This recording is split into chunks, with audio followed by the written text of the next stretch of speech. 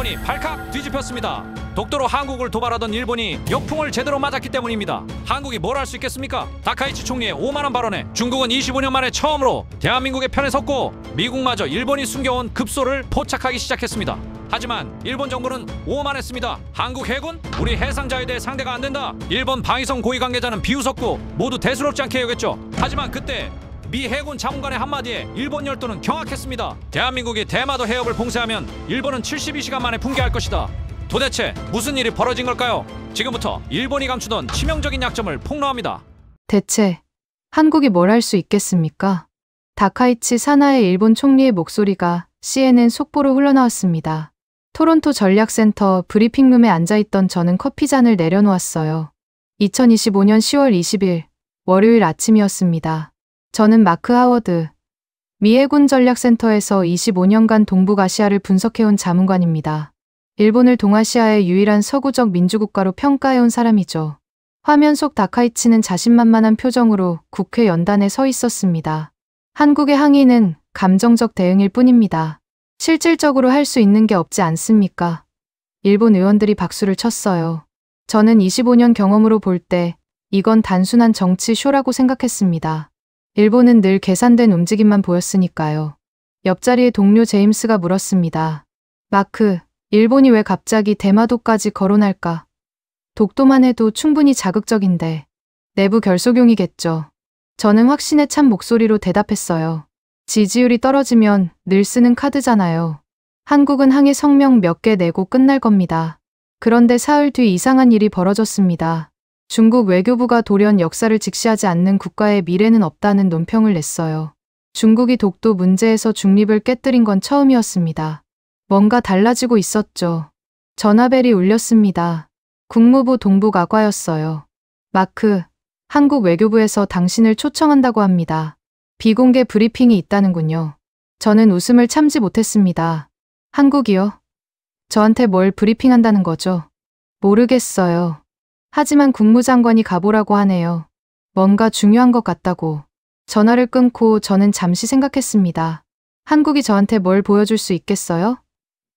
25년간 제가 축적한 일본 데이터는 펜타곤 최고 수준이었으니까요. 아마도 감정적인 대응을 정당화하려는 시도겠죠. 가겠습니다. 대답하면서도 저는 이미 결론을 내렸어요.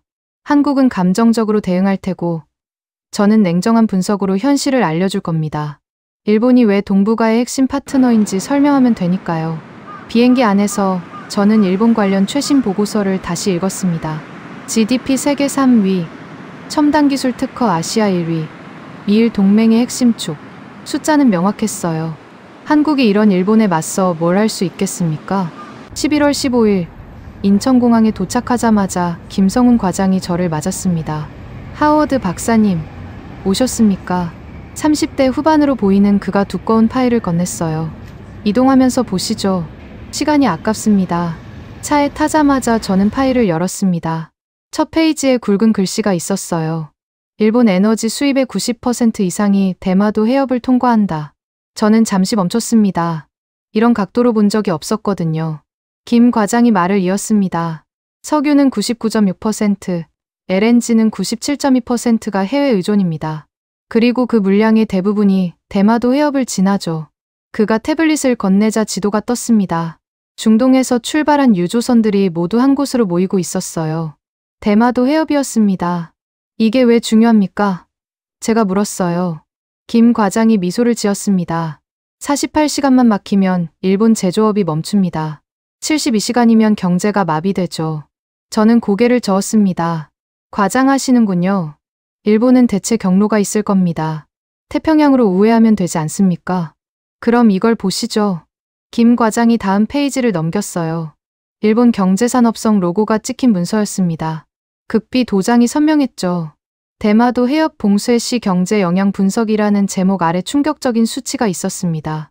제조업 GDP 73% 연동, 봉쇄 시 붕괴 가능성 98%. 이건 어떻게 구하셨습니까? 제 목소리가 떨렸어요. 일본도 알고 있다는 뜻입니다. 그래서 31년간 대마도를 단 한 번도 언급하지 않았죠. 김 과장의 목소리가 차분했어요. 독도는 매년 수십 번 거론하면서도요. 저는 문서를 자세히 들여다봤습니다. 작성일은 2018년이었어요. 7년 전부터 일본 정부는 이 취약점을 알고 있었던 겁니다. 그런데 왜 다카이치는 대마도를 거론한 걸까요? 태평양 우회 경로는 어떻습니까?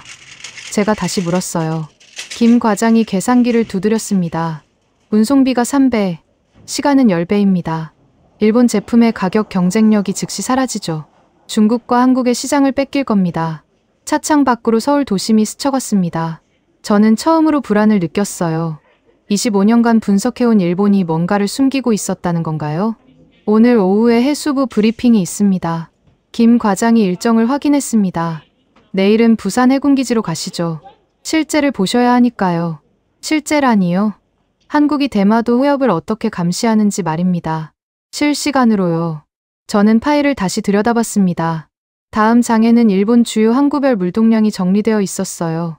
오사카, 나고야, 도쿄, 모든 화물이 대마도 해협을 거쳤습니다. 단 하나의 병목점이었죠. 이 수치들이 정확합니까? 제가 물었어요. 일본 국토교통성 공식 자료입니다. 공개 데이터죠. 단지 아무도 이렇게 연결해서 보지 않았을 뿐이에요. 혹시 이 자료를 미국 정부도 가지고 있습니까? 이제 갖게 되실 겁니다. 박사님을 통해서요. 외교부 건물에 도착했을 때 제 머릿속은 복잡했습니다. 일본의 강점이라고 믿었던 해상 물류가 사실은 최대 약점일 수도 있다는 생각이 들었거든요. 엘리베이터를 타고 올라가는 동안 김 과장이 말했습니다. 박사님, 한 가지 더 있습니다. 일본 자민당 내부 문서인데요. 그가 봉투를 건넸어요. 2020년에 작성된 대마도 대응 시나리오입니다.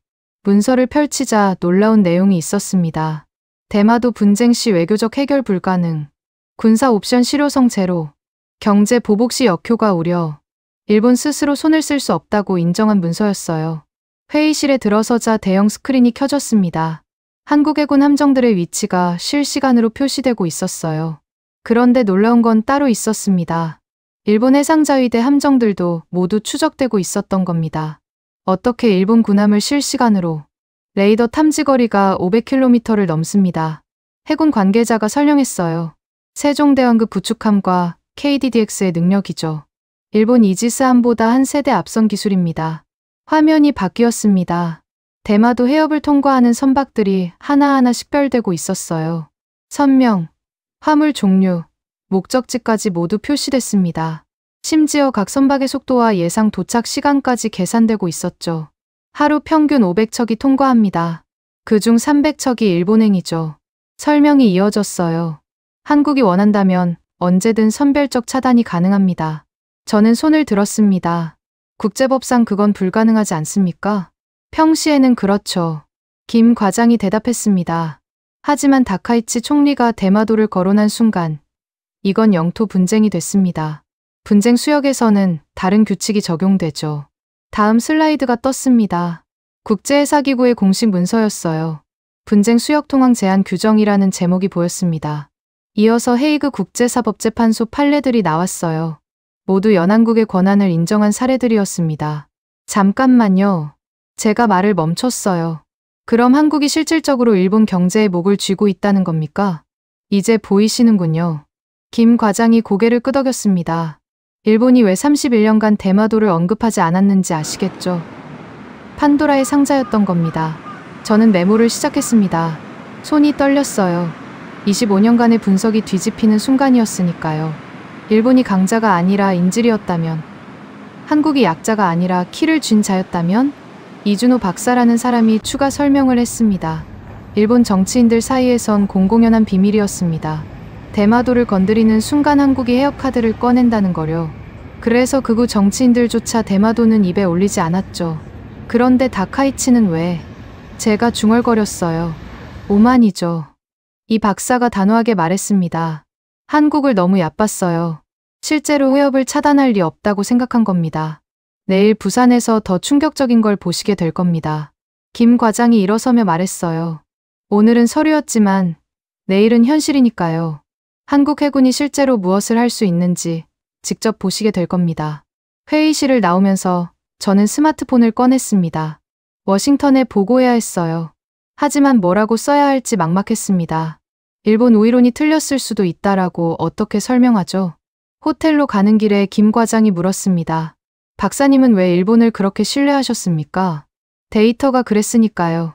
GDP, 기술력, 민주주의 지수. 그 데이터에 대마도 해협은 없었겠죠. 저는 대답하지 못했습니다. 그의 말이 맞았어요. 저는 보이는 것만 분석했고 일본이 숨긴 것은 보지 못했던 겁니다. 밤새 자료를 다시 읽었습니다. 일본 에너지 수입 경로를 하나하나 추적했어요. 정말이었습니다. 대마도 해협이 막히면 대안이 없었어요. 태평양 우에는 비용이 3배였고 시간은 10배가 걸렸죠. 러시아 극동 항로는 겨울엔 얼어붙고 여름에도 불안정했습니다.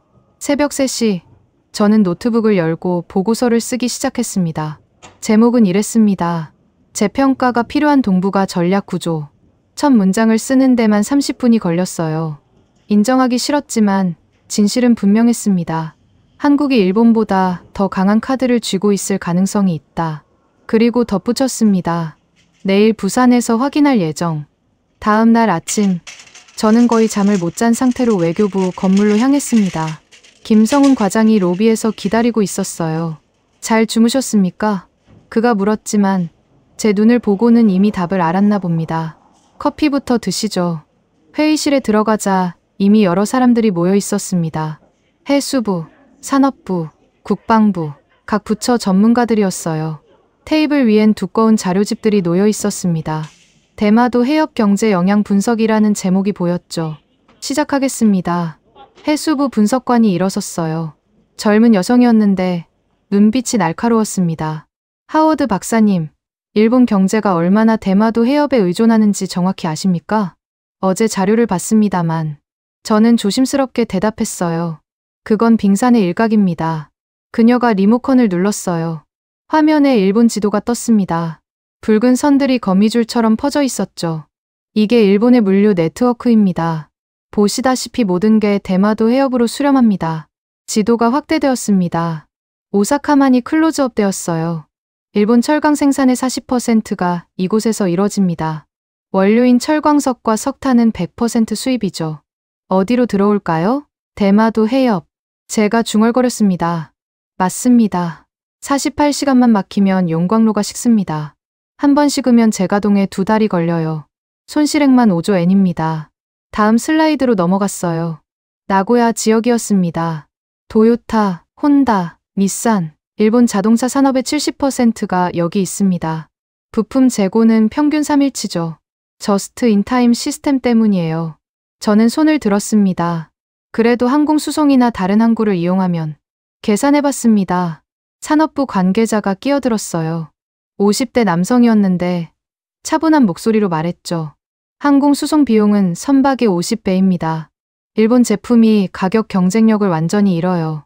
다른 항구는 용량이 현재 물동량의 10%도 감당 못합니다. 화면이 바뀌었습니다. 복잡한 그래프가 나타났어요. 이건 MIT와 공동으로 만든 시뮬레이션입니다. 해수부 분석관이 설명을 이어갔죠. 대마도 해협 봉쇄 시나리오를 시간대별로 분석했어요. 영상이 재생되기 시작했습니다. 일본 지도 위에 시계가 돌아갔어요. 첫날입니다. 유조선 입항이 중단되고 정유공장 가동률이 80%로 떨어집니다. 이틀째가 되면 철강 원료가 고갈됩니다. 제철소들이 하나둘 가동을 멈추기 시작하죠. 사흘째엔 자동차 공장의 부품이 떨어집니다. 생산 라인이 정지하기 시작해요. 숫자들이 빨갛게 변했습니다. GDP 손실률이 가파르게 올라갔어요. 3일 만에 10%, 일주일이면 25%. 잠깐만요. 저는 일어섰습니다. 이건 너무 극단적인 시나리오 아닙니까? 일본 정부가 가만히 있겠어요. 비상 대응 계획이 있을 겁니다. 이준호 박사가 파일을 하나 꺼냈습니다. 일본 경제산업성 내부 문서입니다. 2022년 작성된 해상교통로 차단 대응 매뉴얼이에요. 제가 문서를 받아 펼쳤습니다. 일본어로 빽빽하게 적혀 있었는데 영어 번역이 옆에 있었어요. 읽으면서 점점 충격을 받았습니다. 비축 석유는 91분입니다. 전략 물자는 31분이고요. 대체 수송로는 경제성이 없다고 적혀 있네요. 결론은 외교적 해결 외 대안이 없다. 일본 스스로 속수무책이라고 인정한 문서였어요. 이건 어떻게 입수하신 겁니까? 제가 물었어요. 공개 정보입니다. 이 박사가 웃었어요. 일본 국회 도서관에 있어요. 단지 아무도 찾아보지 않았을 뿐이죠. 일본이 무적이라는 선입견 때문에요. 김 과장이 차트를 하나 더 보여줬습니다. 더 흥미로운 건 이겁니다. 일본 정치인들의 발언 빈도 분석이에요. 막대 그래프가 나타났어요. 독도라는 단어는 매년 수백 번 언급됐지만 대마도는 단 한 번도 없었습니다. 31년간 제로였어요. 왜 그럴까요? 김 과장이 물었습니다. 독도는 그렇게 떠들면서 대마도는 왜 언급조차 안 할까요? 답은 명백했습니다. 대마도를 건드리는 순간 한국이 해협카드를 꺼낼 걸 알았던 거죠. 그런데 다카이치는 왜 갑자기? 제가 중얼거렸어요. 과신이죠.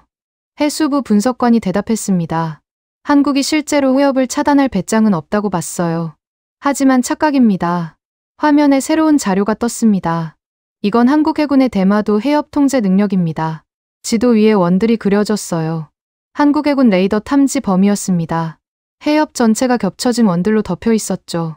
세종대왕급 구축함 3척, 잠수함 9척, P- 포세이돈 해상 초계기 6대.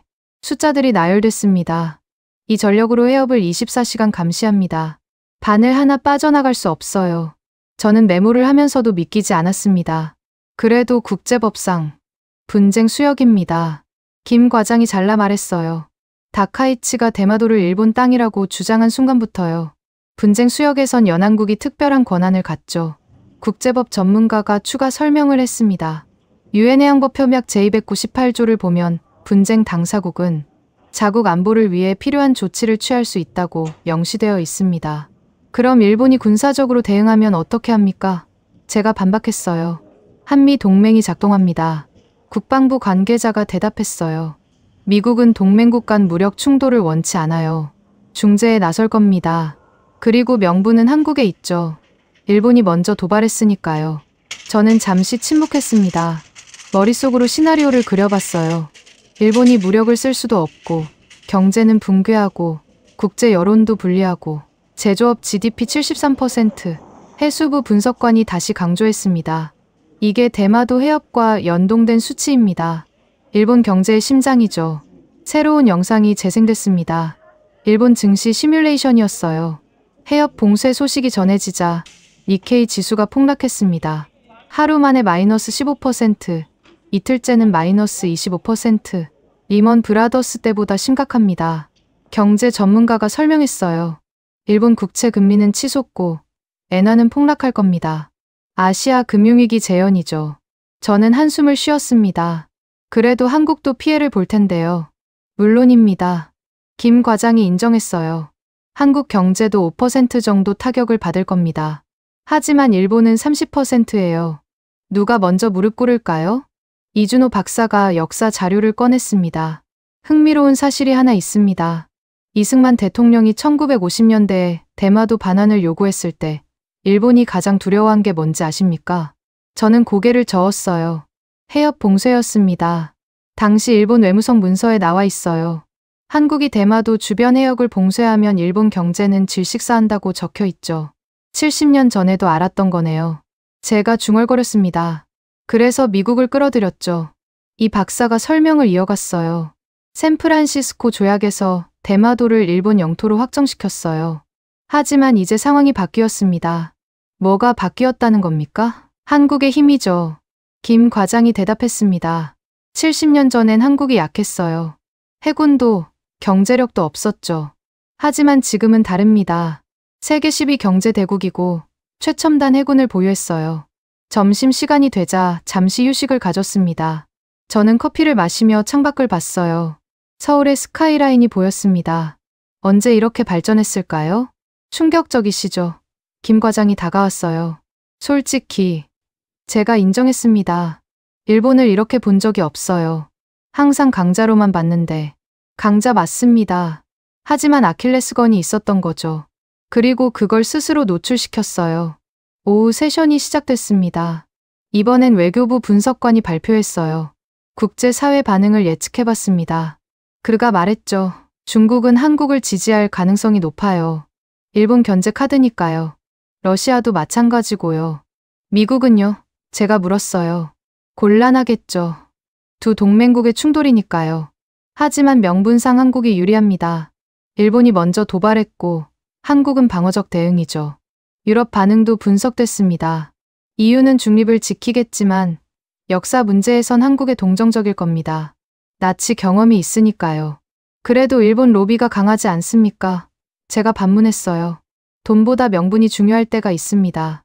외교부 분석관이 웃었어요. 특히 영토 분쟁에서는요. 마지막 자료가 화면에 떴습니다. 한국의 대응 시나리오라는 제목이었어요. 1단계는 외교적 경고입니다. 2단계는 선택적 검색 강화예요. 3단계에서 특정 화물선을 지연시키고 4단계는 부분 봉쇄, 5단계가 전면 차단이죠. 각 단계별 일본 피해가 계산되어 있었습니다. 3단계만 가도 일본 경제는 혼란에 빠졌어요. 실제로 5단계까지 갈 필요도 없습니다. 김 과장이 설명했어요. 2단계만 해도 일본 정부는 협상 테이블로 나올 겁니다. 제가 마지막으로 물었습니다. 그럼 왜 지금까지 이 카드를 안 쓰신 겁니까? 쓸 필요가 없었으니까요. 김 과장이 대답했습니다. 일본도 건드리지 않았고 우리도 굳이 갈등을 만들 이유가 없었죠. 하지만 다카이치가 선을 넘었습니다. 회의가 끝나갈 무렵 저는 완전히 다른 관점을 갖게 됐습니다. 일본이 여전히 강국이긴 하지만 치명적인 약점이 있었어요. 그리고 한국은 그 약점을 정확히 알고 있었죠. 내일 부산에서 실제를 보시면 더 확실해질 겁니다. 김 과장이 말했어요. 오늘은 종이 위의 숫자였지만 내일은 바다 위의 현실이니까요. 저는 호텔로 돌아오면서 생각했습니다. 25년간 제가 본 일본은 진짜 일본이었을까요? 아니면 일본이 보여주고 싶어한 모습이었을까요? 처음으로 제 전문성에 의문이 들었습니다. 밤이 깊어가는데도 잠이 오지 않았어요. 창밖으로 서울의 불빛이 보였습니다. 한강 다리들이 빛나고 있었죠. 노트북을 열고 워싱턴에 보낼 보고서를 다시 썼습니다. 한국은 생각보다 훨씬 전략적입니다. 일본의 급소를 정확히 알고 있으며 그것을 활용할 능력도 갖췄습니다. 우리는 동북아 전략을 재검토해야 합니다. 쓰면서도 믿기지 않았어요. 내가 이런 보고서를 쓰다니. 하지만 팩트는 팩트였습니다. 숫자는 거짓말하지 않았으니까요. 새벽 2시, 문득 깨달았습니다. 한국이 이 모든 걸 준비한 건 어제 오늘 일이 아니었어요. 수년간, 어쩌면 수십 년간 조용히 준비해온 거였죠. 일본이 자만하는 동안 한국은 칼을 갈고 있었던 겁니다. 그리고 다카이치가 방아쇠를 당겼어요. 스스로 판도라의 상자를 연 거죠. 이제 무슨 일이 벌어질지 아무도 모릅니다. 하지만 한 가지는 확실했어요. 일본이 생각만큼 안전하지 않다는 것. 그리고 한국이 생각보다 훨씬 위험하다는 것. 내일 부산에서 뭘 보게 될까요? 더 충격적인 뭔가가 기다리고 있을 것 같았습니다. 저는 눈을 감았지만 잠들 수 없었어요. 머릿속에선 대마도 해협의 지도가 계속 떠올랐습니다. 그 좁은 물길이 일본 경제의 생명줄이었다니. 새벽 5시에 일어났습니다. 부산행 KTX는 7시 출발이었어요. 김성훈 과장이 로비에서 기다리고 있었습니다. 잠은 좀 주무셨습니까? 그가 물었지만 대답할 필요는 없었죠. 제 얼굴이 모든 걸 말해주고 있었으니까요. 서울역으로 가는 차 안에서 김 과장이 말했습니다. 오늘 보실 건 한국 해군의 실제 능력입니다. 어제 본 서류가 현실에서 어떻게 작동하는지 직접 확인하시게 될 겁니다. KTX에 올라타자 박민수 중령이 합류했습니다. 해군 정보작전처 소속이라고 자기를 소개했어요. 40대 초반으로 보였는데 눈빛이 예리했습니다. 하워드 박사님, 한국 해군에 대해 얼마나 아십니까? 박중령이 물었어요. 기본적인 정보는 알고 있습니다. 세종대왕급 구축함, 잠수함 전력. 제가 대답했죠. 그건 위키피디아 수준입니다. 박중령이 웃었어요. 실제는 훨씬 다릅니다. 기차가 달리는 동안 박중령은 태블릿을 꺼냈습니다. 이게 우리 주력 전투함입니다. 세종대왕급 이지스 구축함이죠. 미국의 알레이버크급을 기반으로 했지만 우리가 독자 개량했습니다. 화면에 거대한 군함이 나타났어요. 배수량 11,000톤, 수직 발사관 128셀, SM-3 요격 미사일 탑재, 스펙이 나열됐습니다. 일본 해상자위대의 아타고급과 비교하면 어떻습니까? 제가 물었어요. 화력은 우리가 앞섭니다. 레이더 탐지거리도 더 길고요. 무엇보다 박중령이 잠시 멈췄습니다. 우리는 실전 경험이 있습니다. 실전이요? 소말리아 해적 퇴치, 아덴만 작전. 일본과 달리 우리는 실제로 싸워봤어요. 부산역에 도착하자 해군 차량이 대기하고 있었습니다. 기지로 가는 길에 박중령이 설명을 이어갔어요. 대마도 해협은 폭이 50km입니다. 우리 레이더 범위가 500km예요. 10배죠. 해협을 지나는 모든 것을 볼 수 있습니다. 기지 정문을 통과하자 거대한 회색 함정들이 보였습니다. 세종대왕함, 율곡이이함, 서해류 성룡함. 한국 해군의 자랑이었죠. 저기 보이는 게 KDDX입니다. 박중령이 가리켰어요. 차세대 구축함이죠. 아직 시험 운항 중이지만 성능은 이미 검증됐습니다. KDDX는 세종대왕급보다 작았지만 더 날렵해 보였습니다. 스텔스 설계가 적용된 선체는 각진 모양이었어요. 레이더에 잘 안 잡히죠. 박중령이 자랑스럽게 말했어요. 일본 해상자위대도 우리 KDDX를 제대로 탐지 못합니다. 도크를 지나 작전센터로 향했습니다. 지하 벙커처럼 생긴 건물이었어요. 보안 검색을 3번이나 거친 뒤에야 들어갈 수 있었습니다. 문이 열리자 거대한 상황실이 나타났습니다. 벽면 전체가 스크린이었어요. 수십 명의 장교들이 콘솔 앞에 앉아 있었습니다. 대마도 해협이 실시간으로 표시되고 있었죠. 이게 우리의 눈입니다. 박중령이 말했어요. 지금 보시는 게 실시간 해역 상황이에요. 화면에는 수백 개의 점들이 움직이고 있었습니다. 각각의 점 옆에 정보가 떠 있었어요. 선박 이름, 국적, 톤수, 속도, 목적지. 저 붉은 점들이 뭡니까? 제가 물었어요. 일본 해상자위대 함정들입니다. 박중령이 대답했죠. 순간 저는 숨이 멎는 것 같았습니다. 일본 군함들의 위치가 실시간으로 노출되고 있었어요. 구축함 4척, 호위함 6척, 잠수함으로 추정되는 신호 2개. 잠수함까지 추적이 가능합니까? 제가 놀라서 물었어요. 완벽하진 않지만 80%는 포착합니다. 작전 장교가 설명했어요. 음향 센서와 자기 탐지 시스템을 조합하면 가능하죠. 화면이 확대됐습니다.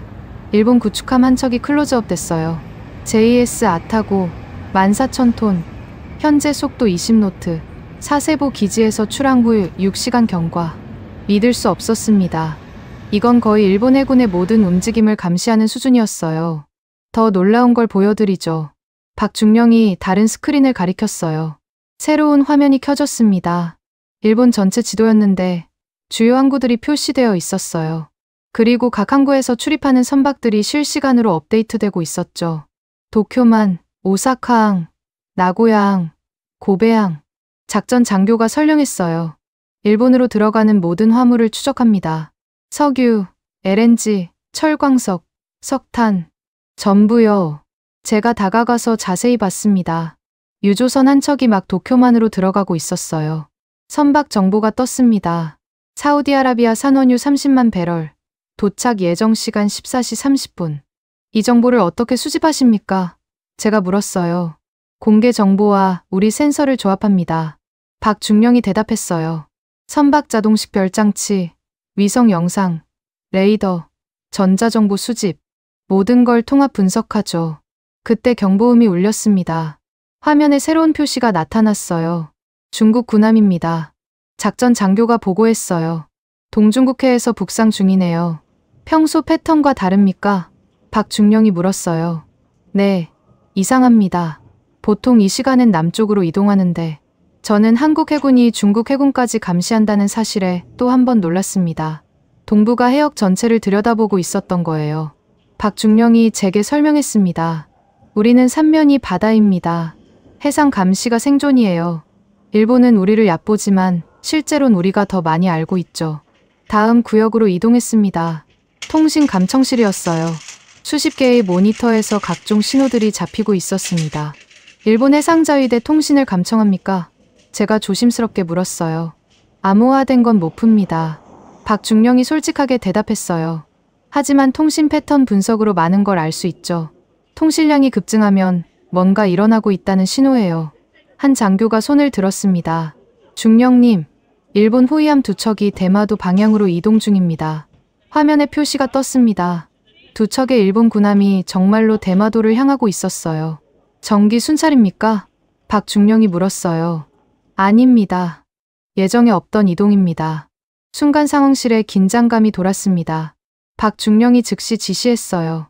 우리 함정 위치 확인하고 P- 초계기 출동 준비. 저는 놀라서 물었습니다. 설마 충돌 가능성이? 아직은 아닙니다. 박중령이 진정시켰어요. 하지만 준비는 해야죠. 특히 지금처럼 긴장이 높을 때는요. 몇 분 후 업데이트가 왔습니다. 일본 함정들이 속도를 줄였습니다. 대마도 동쪽 30해리에서 정지했네요. 감시 목적인가 봅니다. 박중령이 판단했어요. 우리를 시험하는 거죠. 저는 실시간으로 펼쳐지는 해상 신경전을 목격하고 있었습니다. 이런 일이 매일 일어나고 있었던 거예요. 언론은 모르는 사이에요. 점심시간이 되자 장교 식당으로 이동했습니다. 박중령이 말했어요. 어떻습니까? 한국 해군이 생각과 다르신가요? 완전히 다릅니다. 제가 인정했어요. 이 정도 감시 능력이라면 대마도 해협을 완벽하게 통제할 수 있죠. 박중령이 끝맺었어요. 식사를 하면서 박중령이 추가 설명을 했습니다. 일본은 우리를 무시합니다. 하지만 실제론 두려워해요. 우리가 뭘 할 수 있는지 알거든요. 그런데 왜 다카이치가? 제가 의문을 제기했어요. 정치적 도박이죠. 김 과장이 대답했어요. 지지율이 떨어지니까 민족 감정을 자극한 겁니다. 한국이 실제로 대응하지 못할 거라고 계산했겠죠. 오후에는 시뮬레이션을 봤습니다. 대마도 해협 봉쇄 시나리오였어요. 시작합니다.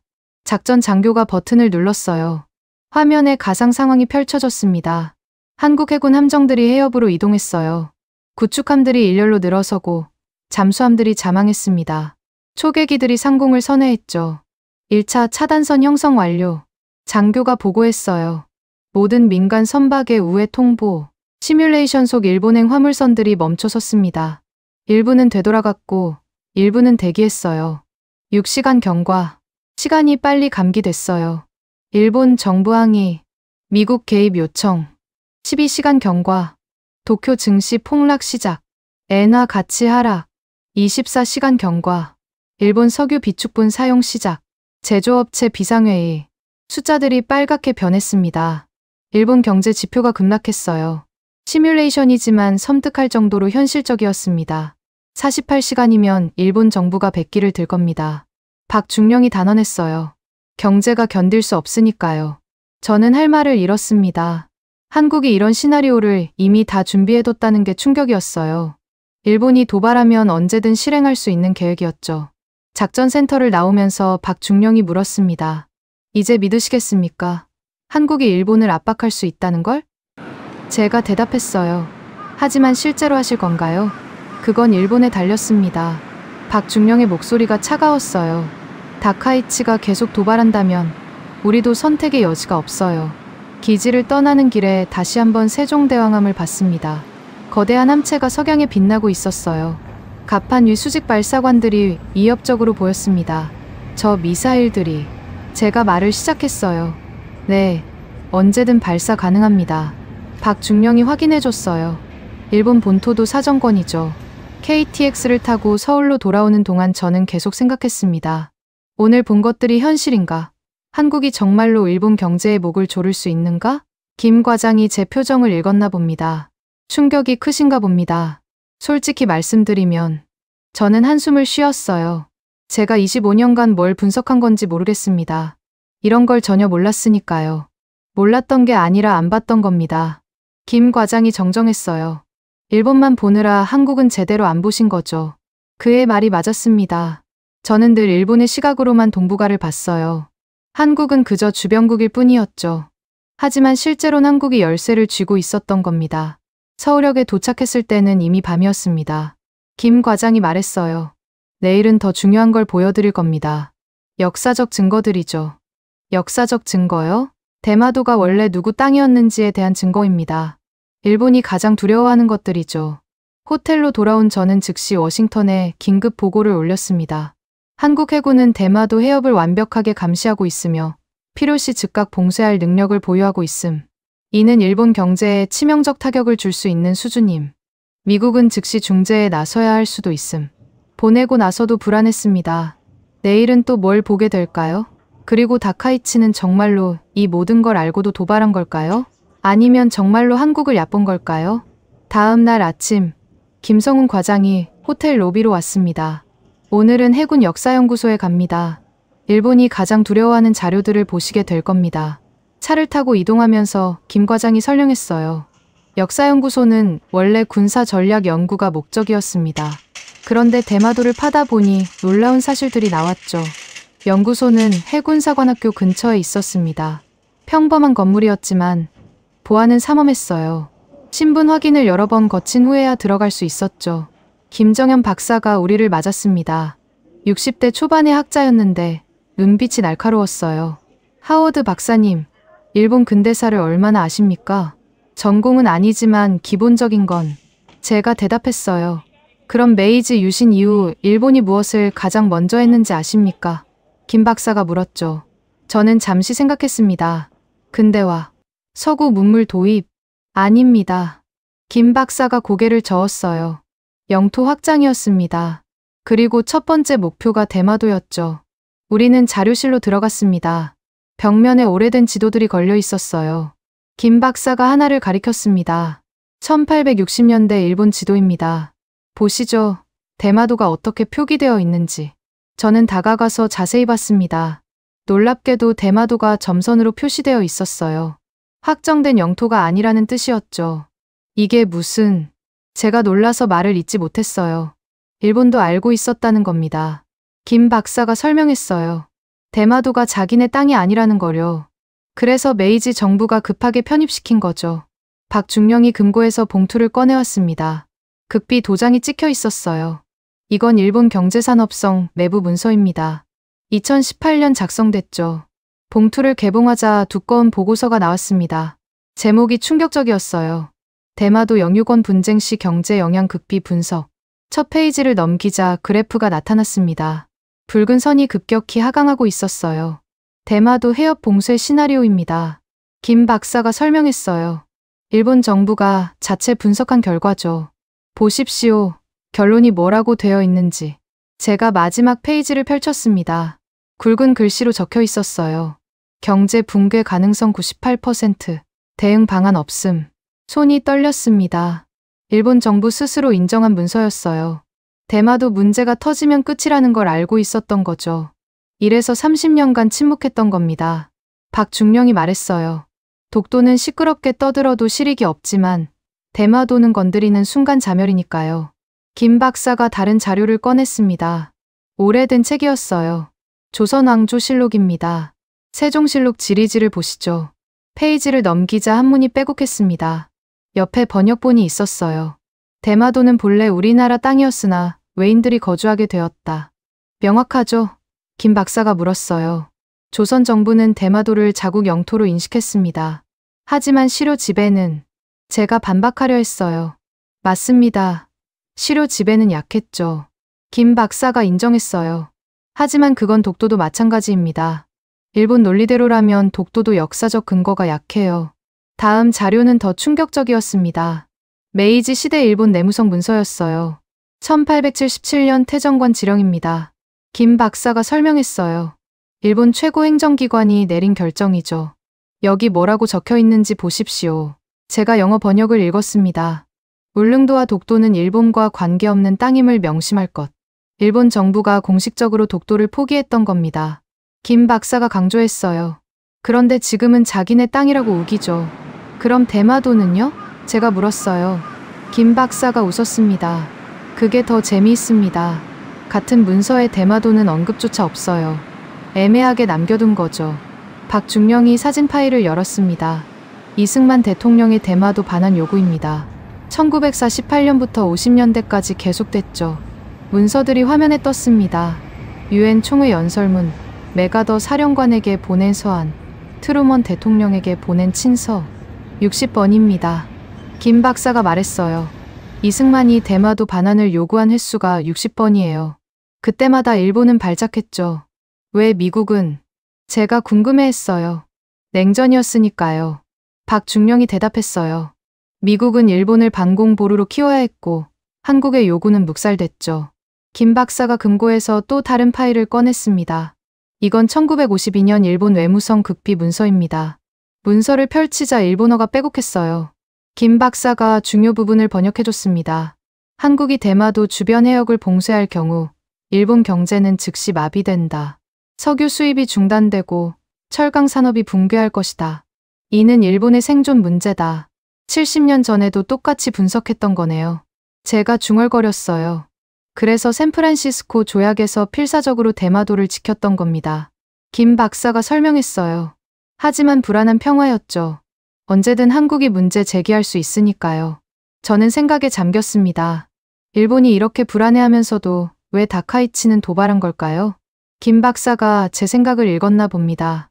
과신이죠. 한국이 못할 거라고 봤어요. 하지만 시대가 변했습니다. 어떻게 변했다는 겁니까? 힘의 균형이요. 박중령이 대답했어요. 70년 전 한국은 전쟁 폐허였지만 지금은 지식 국가입니다. 해군력도 일본과 맞먹죠. 김 박사가 현대 자료를 보여줬습니다. 이건 작년 미국 랜드연구소 보고서입니다. 뭐라고 평가했는지 보시죠. 화면에 영문 보고서가 떴어요. 한국 해군은 동북아에서 일본 해상자위대와 대등한 전력을 보유했다. 특히 대한 미사일과 잠수함 전력은 일본을 능가한다. 미국도 인정한 겁니다. 박준영이 자부심 있게 말했어요. 한국이 더 이상 만만한 상대가 아니라는 거요. 점심을 먹으면서도 자료 검토가 계속됐습니다. 김 박사가 태블릿으로 추가 문서들을 보여줬어요. 이건 일본 방위성 시뮬레이션입니다. 한국과 해상 충돌 시나리오죠. 결과는 충격적이었습니다. 단기전에서 일본 우세 가능성 40%, 장기전 돌입 시 경제 붕괴로 패배. 일본도 이길 수 없다는 걸 아는 거네요. 제가 인정했어요. 그럼에도 다카이치가 도발한 건 김 박사가 한숨을 쉬었어요. 정치적 계산 실수죠. 한국 정부가 이렇게 강하게 나올 줄 몰랐을 겁니다. 오후에는 국제법 자료를 검토했습니다. 김 박사가 두꺼운 법률 서적을 펼쳤어요. 국제사법재판소 판례입니다. 영토 분쟁에서 역사적 근거와 실효 지배를 어떻게 평가하는지 나와 있죠. 여러 판례를 검토한 결과는 명확했습니다. 역사적 근거만으론 부족하지만 현재 상황이 바뀌면 재평가될 수 있다는 거였어요. 다카이치가 대마도를 거론한 순간 판도라의 상자가 열렸습니다. 김 박사가 결론지었어요. 이제 한국도 역사 카드를 쓸 수 있게 됐죠. 저는 머리가 복잡했습니다. 그래도 국제사회도 변하고 있습니다. 박중령이 끼어들었어요. 중국이 한국을 지지하기 시작했고 동남아도 일본의 과거사를 기억하죠. 김 박사가 마지막 자료를 꺼냈습니다. 이건 어제 입수한 정보입니다. 중국 외교부 내부 문건이에요. 중국어 문서였는데 영어 번역이 있었습니다. 일본의 영토 확장 야욕을 견제해야 한다. 한국의 대마도 주장은 역사적 정당성이 있다. 중국이 본격적으로 개입하기 시작했네요. 제가 놀라서 말했어요. 그렇습니다. 김 박사가 확인했어요. 이제 일본은 고립될 겁니다. 미국도 곤란하겠죠. 두 동맹 사이에서 선택해야 하니까요. 연구소를 나오면서 김 박사가 제게 물었습니다. 어떻습니까, 박사님? 일본이 여전히 강해 보이십니까? 저는 솔직하게 대답했습니다. 아닙니다. 오히려 취약해 보입니다. 스스로 만든 함정에 빠진 것 같아요. 맞습니다. 김 박사가 고개를 끄덕였어요. 다카이치의 오만이 일본을 위기로 몰아넣었죠. 서울로 돌아오는 차 안에서 김 과장이 말했습니다. 내일은 KDI에서 경제 시뮬레이션을 보실 겁니다. 숫자로 증명된 일본의 붕괴 시나리오죠. 저는 창밖을 보며 생각했습니다. 사흘 만에 제 세계관이 완전히 뒤집혔어요. 일본이 강자가 아니었고 한국이 약자가 아니었습니다. 호텔에 도착해서 워싱턴에 추가 보고를 올렸습니다. 역사적 증거와 일본 내부 문서 검토 결과 대마도 문제는 일본의 아킬레스건임이 확인됨. 일본 정부도 이를 인지하고 있었으나 정치적 오판으로 스스로 문제를 촉발시킴. 메일을 보내고 나서도 잠이 오지 않았습니다. 내일 KDI에서 볼 시뮬레이션이 두려우면서도 궁금했어요. 숫자로 증명되는 일본의 몰락이라. 그리고 문득 깨달았습니다. 한국은 이미 모든 준비를 마쳤다는 것을. 역사 자료, 군사력, 경제 분석, 국제 여론. 모든 무기를 갖추고 일본이 실수하기를 기다렸던 거예요. 다카이치가 그 실수를 했습니다. 이제 결과를 감당해야 할 차례였죠. 한국개발연구원 건물은 세종시에 있었습니다. 김성훈 과장과 함께 아침 일찍 출발했어요. 차 안에서 김 과장이 말했습니다. 오늘 보실 건 숫자입니다. 감정이 아닌 데이터로 증명된 일본 경제의 취약성이죠. KDI 로비에서 이성민 박사가 기다리고 있었습니다. 40대 여성 경제학자였는데 MIT에서 박사학위를 받았다고 자기소개를 했어요. 하워드 박사님, 일본 경제의 공급망을 얼마나 아십니까? 기본적인 구조는 알고 있습니다. 제가 대답했어요. 그럼 오늘 충격받으실 겁니다. 이 박사가 엘리베이터 버튼을 눌렀어요. 저희가 3년간 분석한 결과를 보여드리죠. 지하 3층에 있는 상황실로 내려갔습니다. 문이 열리자 거대한 공간이 나타났어요. 천장까지 이어지는 대형 스크린이 정면에 있었고 수십 대의 컴퓨터가 줄지어 있었습니다. 여기가 경제 시뮬레이션 센터입니다. 이 박사가 설명했어요. 슈퍼컴퓨터로 실시간 분석을 하죠. 연구원들이 자리에서 일어나 인사했습니다. 모두 젊은 경제학자들이었어요. 이 박사가 중앙 콘솔로 안내했습니다. 시작하겠습니다. 이 박사가 버튼을 눌렀어요. 거대한 스크린이 켜졌습니다. 일본 지도가 나타났는데 주요 산업시설들이 점으로 표시되어 있었어요. 제철소, 정유공장, 자동차 공장, 조선소, 수백 개의 점들이 깜빡였습니다. 이게 일본 제조업의 심장들입니다. 이 박사가 레이저 포인터로 가리켰어요. 모두 해외 원자재에 의존하죠. 그리고 그 원자재의 90% 이상이 대마도 해협을 통과한다. 제가 끝맺었어요. 정확합니다. 이제 시뮬레이션을 시작하겠습니다. 대마도 해협 봉쇄 시나리오입니다. 화면 상단에 타이머가 나타났습니다. DDA 명령. 이 박사가 엔터 키를 눌렀습니다. 시계가 움직이기 시작했어요. 한국 정부가 대마도 해협 봉쇄를 선언했다고 가정합니다. 이 박사가 나레이션을 시작했어요. 첫 1시간. 아직 변화는 없습니다. 화면의 점들이 여전히 초록색이었어요. 하지만 시계가 6시간을 넘자 변화가 시작됐습니다. 첫 번째 유조선이 회항합니다. 해협을 향하던 선박 아이콘이 돌아섰어요. 연쇄 반응이 시작되죠. 12시간이 지나자 첫 번째 경고음이 울렸습니다. 오사카만의 한 점이 노란색으로 변했어요. 신일본제철 가시마 제철소입니다. 이 박사가 설명했어요. 원료탄 재고가 이틀치밖에 없어요. 비상 절약 모드에 들어갑니다. 24시간. 경고음이 연달아 울렸습니다. 오사카만 전체가 노란색으로 물들었어요. 제철소 11곳이 감산에 들어갔습니다. 연구원 한 명이 보고했어요. 용광로 온도를 낮추기 시작했습니다. 저는 숨을 죽이고 지켜봤습니다. 시뮬레이션이지만 너무나 현실적이었어요. 각 공장의 재고량, 소비율, 생산량이 실시간으로 계산되고 있었죠. 이 박사가 계속했어요. 이제 자동차 산업이 타격을 받습니다. 나고야 지역이 빨갛게 변하기 시작했습니다. 도요타, 혼다의 주력 공장들이었어요. 강판이 떨어졌습니다. 연구원이 보고했어요. 자동차 생산 라인 정지 시작. 숫자들이 화면 옆에 떴습니다.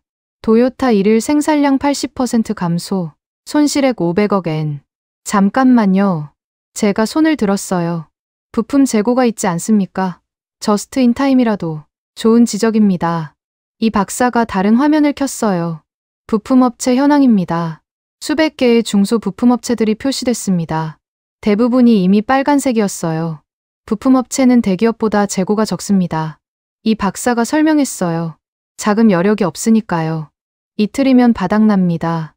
시계가 48시간을 넘어섰습니다. 이제 일본 지도 절반이 빨갛게 물들었어요. D3일입니다. 이 박사의 목소리가 낮아졌어요. 이제 금융시장이 반응합니다. 새로운 차트가 떴습니다. 니케이 지수 그래프였어요. 가파른 하락선이 그려졌습니다. 첫날 마이너스 5%, 둘째 날 마이너스 10%, 셋째 날. 이 박사가 멈췄어요. 마이너스 15%. 제가 읽었습니다. 믿기지 않는 수치였어요. 2008년 리먼 사태 때가 마이너스 12%였습니다. 이 박사가 비교했어요. 그보다 심각하죠.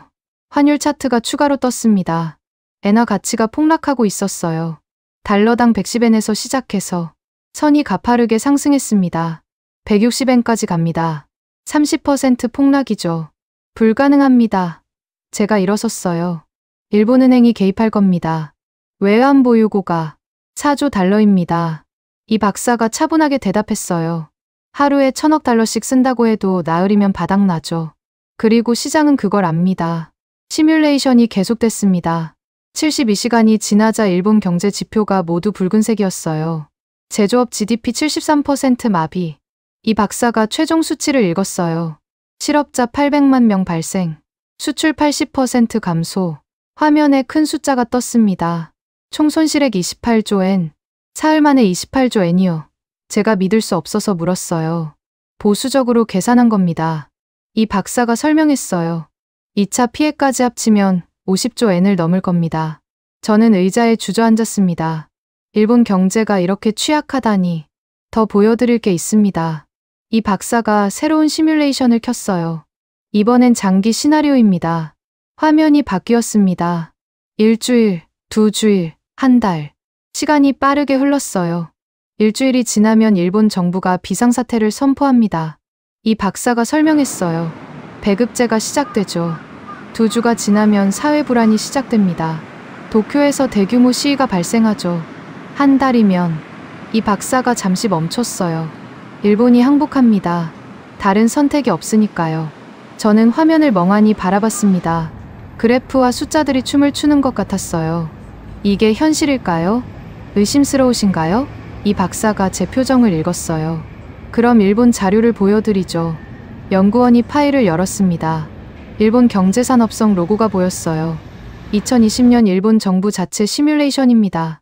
이 박사가 설명했어요. 결과를 보시죠.